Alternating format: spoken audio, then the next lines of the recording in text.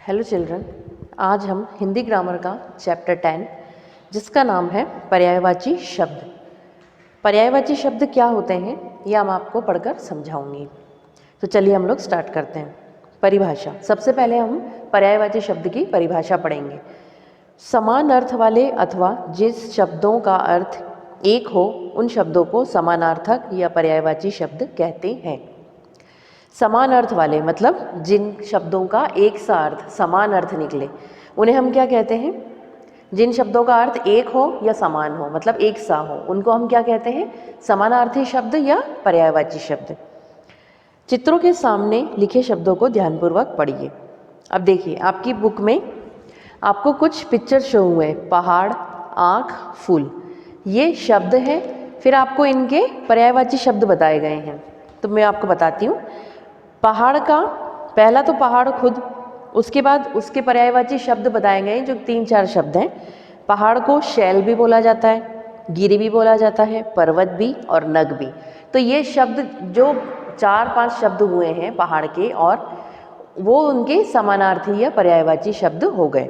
मतलब पहाड़ को और क्या बोला जाता है, शैल, गिरी, नग, पर्वत।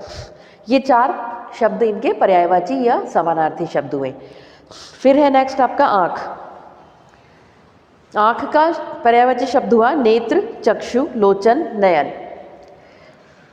आँख के पर्यायवाची है नेत्र, चक्षु, लोचन और नयन। आँख शब्द हो गया। फिर आँख के पर्यायवाची शब्द 4 हो गए।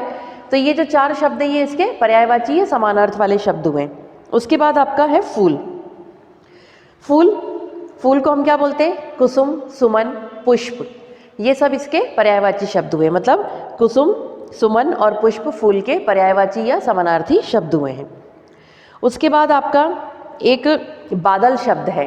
उसमें बादल और चांद का भी पिक्चर शो हुआ है बुक में। तो बादल को क्या कहते हैं, मेघ, घन, जलद, वारी। मेघ, घन, मेघ कहते हैं बादल को, घन कहते हैं, जलद और वारी। ये चारों इसके पर्यायवाची शब्द हुए हैं। फिर चांद के पर्यायवाची शब्द क्या है, शशि, राकेश और चंद्रमा। ये सब क्या हो गए, इसके पर्यायवाची शब्द हुए। चांद एक शब्द हो गया, उसके चंद्रमा, राकेश और शशि ये इसके पर्यायवाची या समानार्थी शब्द हुए हैं।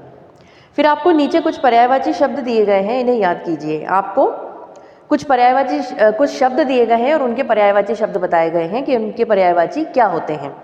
आकाश का होता है आसमान, गगन, नभ आदि। फिर हाथी का पर्यायवाची शब्द होता है गज, हस्ती, कुंजर आदि। माँ का माता, जननी, अम्बा। आग का अग्नि, अनल, पावक आदि। पिता का जनक, तात, बाप आदि। घर का गृह, सदन, आलय आदि। पुत्र का बेटा, वत्स, तनय आदि। संसार का जग, विश्व, जगत आदि। धरती का पृथ्वी, भू, धरा आदि। फिर पक्षी का खग, विहग, नभचर। रात का रात्रि, जननी, निशा आदि। फिर बाग का वन, वाटिका, उद्यान आदि। हवा का वायु, अनिल, समीर आदि। मित्र का दोस्त, सखा, सखी, बंधु आदि। फिर पानी का जल, नीर, तोय आदि। ईश्वर का प्रभु, भगवान, परमात्मा आदि। ये सब आपके पर्यायवाची शब्द हो गए। जो शब्द दिए गए हैं ये देखिए आपकी बुक में, यहाँ पर आपको शब्द दिए गए हैं और फिर ये उनके पर्यायवाची शब्द हैं। जैसे आसमान का आकाश, गगन, नभ, तो ये सब 3-4 इसके पर्यायवाची शब्द बनाए गए हैं। तो स्टूडेंट आपको ये चैप्टर समझ में आ गया होगा कि पर्यायवाची शब्द किसे कहते हैं। पर्यायवाची शब्द होते हैं जिन शब्दों का एक सा अर्थ निकले या समान अर्थ निकले उन्हें हम पर्यायवाची शब्द या समानार्थी शब्द कहते हैं। और शब्दों के एक से अनेक शब्दों के मतलब एक से अनेक पर्यायवाची होते हैं। जैसे आकाश का आसमान, गगन, नभ, हाथी का गज, हस्ती, पिता का जनक, तात, तो ये सब इनके समानार्थी या पर्यायवाची शब्द होते हैं। आप इस चैप्टर को पढ़िए और इन शब्दों के पर्यायवाची शब्दों को याद कीजिए तो आपको प्रॉपर समझ में आएंगे कि एक शब्द के कितने पर्यायवाची शब्द हो सकते हैं और हम कैसे बना सकते हैं उनको पर्यायवाची। तो स्टूडेंट ये चैप्टर आपका यही खत्म होता है। इस चैप्टर की बुक की एक्सरसाइज मैं आपको फिल करके व्हाट्सएप पे सेंड कर दूंगी। और इसके क्वेश्चन आंसर आपको रिटर्न में सेंड कर दिए जाएंगे, जिन्हें आपको हिंदी ग्रामर की कॉपी में नोट डाउन करना है। Thank you student.